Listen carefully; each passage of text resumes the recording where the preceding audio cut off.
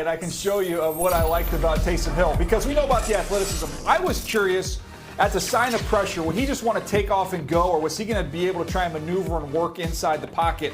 And I thought these are a great example of his mobility being able to help him out here. You're going to see pressure coming. I believe this is Means coming off the edge here. He's going to beat the tight end clean. And you're going to see it from the end zone copy. You can see how he buys the time here just to be able to on a fake toss here. You can see Troutman, he gets beat. He's going to get Beard off the line here. Fake toss, you're going to boot it. Look where he's set up just inside the left hash. He's going to end up drifting back over to the other hash to buy time for this crosser to clear.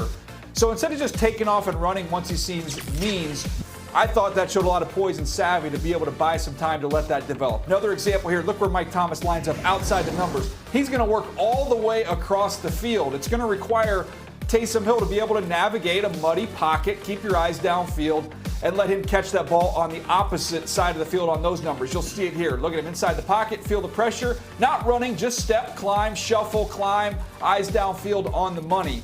So there were a couple worm burners in this game. You saw the deep ball that was woefully underthrown. You can pick out a throw here or there and say, oh, okay, he's very raw as a passer. But on the whole, I thought it was actually a very efficient game from Taysom Hill. We know what he can do as a runner. I was impressed in this game how he navigated the pocket under pressure and made things happen with his arm. 7 for 7, over 100 passing yards against the Falcons' blitz. So you're right. Yeah, he did not just look to turn and run at the sign of pressure. It was also Michael Thomas's best game this season. 9 catches, over 100 yards. So what did we learn about maybe where this Saints offense could find their potential with Taysom at quarterback? Of course, not saying that this is a Tom Brady, Drew Bledsoe situation, but at least for the next few weeks, what does the Saints offense look like?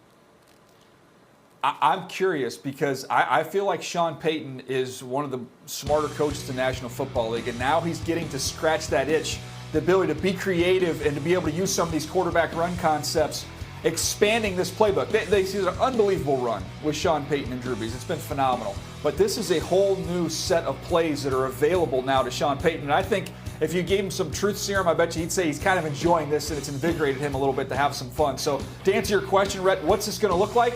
Nobody knows.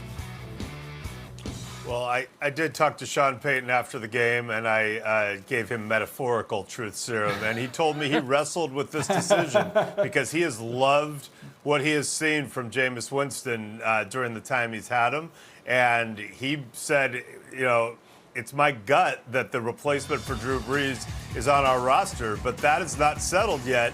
And Taysom Hill, he knew, had a lot of pressure on him in this game and was anxious, and Payton told me that on the first offensive play, he's supposed to send Michael Thomas in motion and never did. So Thomas got to the spot eventually, but that was a little bit of an inauspicious debut. And Payton said, I knew he was okay after he threw up that wounded duck of a throw that you saw. Oh, the whole defense overran it by so much that Emmanuel Sanders was able to come back and get it. Well, it looked like Sanders fumbled. There was a replay review. It was eventually overturned, the fumble part.